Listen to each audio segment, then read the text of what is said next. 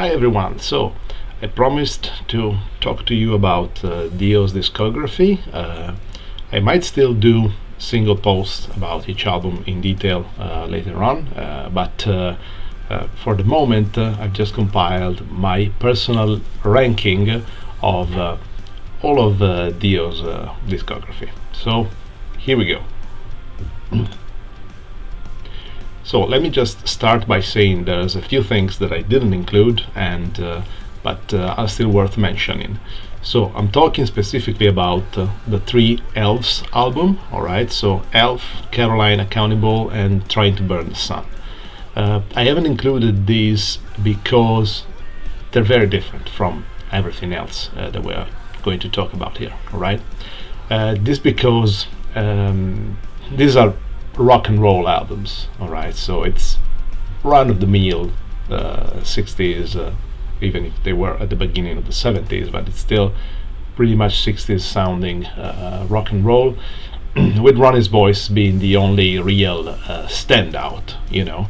The third album is the best one, probably, Trying to Burn the Sun, but anyway, it's not metal at all. It's not even hard rock.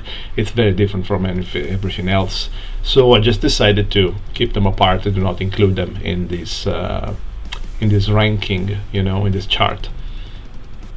Leaderboard, how should we call it? I don't know. Anyway, then another thing which is worth mentioning, but it's not in the list, is the compilation, the Dio Years. This because that compilation included 3 new songs written specifically for that, and they were great songs. I mean, Shadow of the Wind, it's such an amazing song, and The Devil Cried,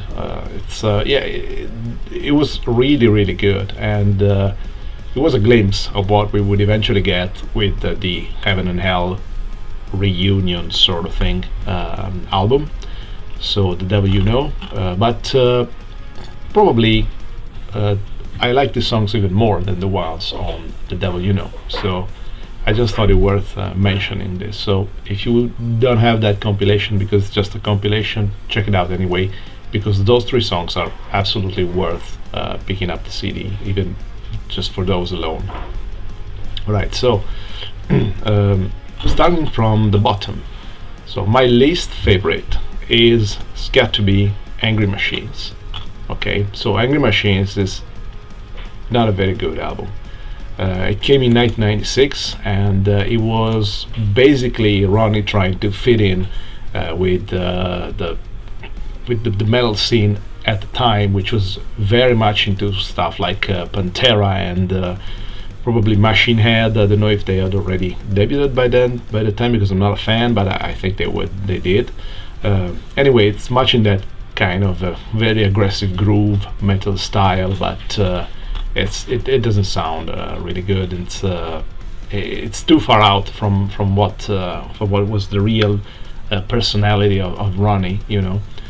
So Tracy G did a very good job on the guitars. I know many people don't like his style, but I think he was a great guitarist. It was just not a good fit probably for Dio in general. All right, even if we'll see later that his first album with Ronnie I liked very much, but this one, no thanks. Thanks, but no thanks. It's probably the worst in Dio's discography, even if it has one song which is absolutely great, and it's This Is Your Life. Alright, so This Is Your Life is wonderful. The rest is really forgettable. Right, so let's go on. And so next up is Lock Up the Walls. Alright, so Lock Up the Walls, we're talking 1990. Alright, so it's this is after the Dream Evil lineup folded, and it's decent. It's decent. It has some very nice songs like Wild One, which you also had a video back at the time, and it's not bad at all. And Night Music and Walk on Water was cool. The title track was cool. I mean, it's nothing really amazing, nothing that stands out like other things it did, but it's decent. And Rowan Robertson back then, I think he was like 17 or something. He was already a very, very good player. So cool one. The next one in my list is The Master of the Moon. Okay, this is the last record that Ronnie did with his band Dio. All right, in 2004. Then he went on to do the Heaven and Hell reunion, and then he unfortunately left us.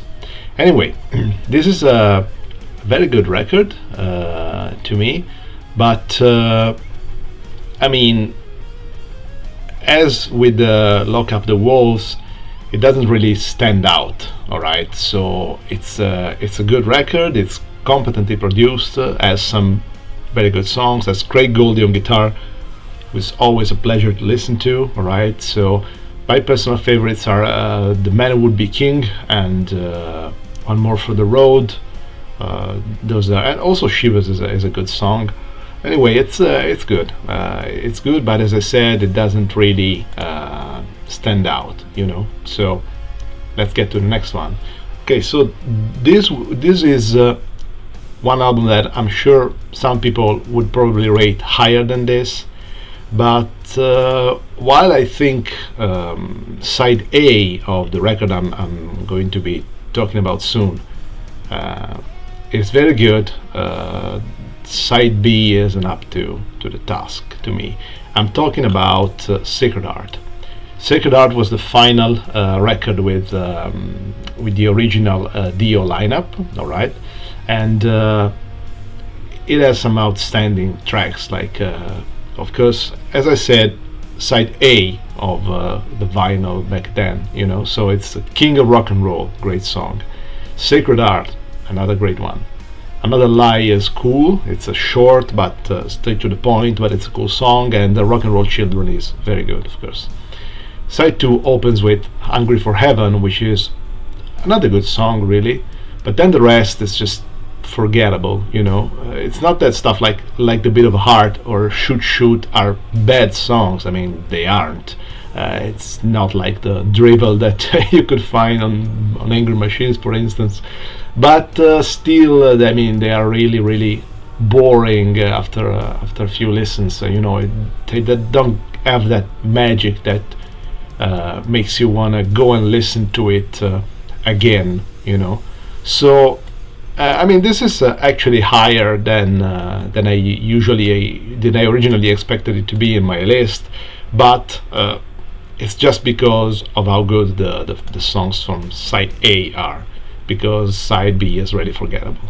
All right, so let's get to the next one, which is Killing the Dragon. All right, Killing the Dragon is a very, very, very, very, very good one. All right, so it had Doug Eldridge on guitar, and Doug is a wonderful player. It's actually one of my favorite guitarists nowadays, you know. And back then, he was already crazy good, and he only got better with the years. So it's a very good record. It has some standout tracks like Better in the Dark, which is a heavy rocker and fast and powerful. It has Killing the Dragon, which is a great opener.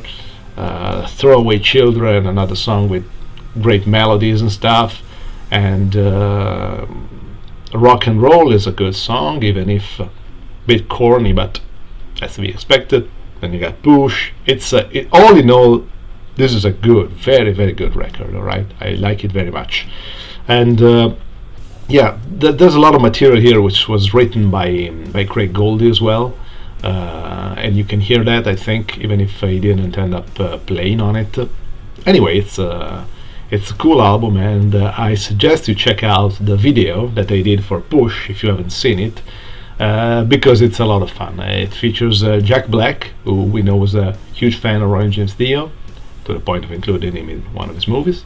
And yeah, anyway, it's a fun video that you should really have a look at. So the next in my list is The Devil You Know. Okay, so The Devil You Know is the album that came with the reunion between Ronnie James Dio, Geezer Butler, Tony Iommi, and Vinny Appice. Okay, so it was the third time that Tony and Ronnie were again together, and while it doesn't hold up to the quality of the 80s albums or even the Humanizer, which was very, very strong, it's still a very good album, you know. As I said, I think that probably this third iteration of that classic lineup did their best work on those three songs on the Dio years, all right.